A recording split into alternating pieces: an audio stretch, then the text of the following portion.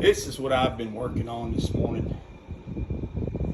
Still got some more drying to do and some more shaping, but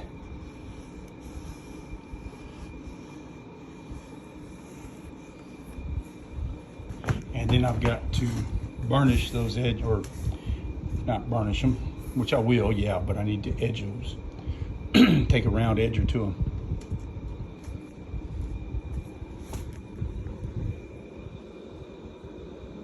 Now that's probably sideways, huh?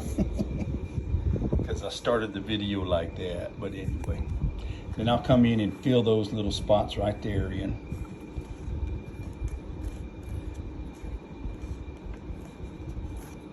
That'll need a little bit of feeling.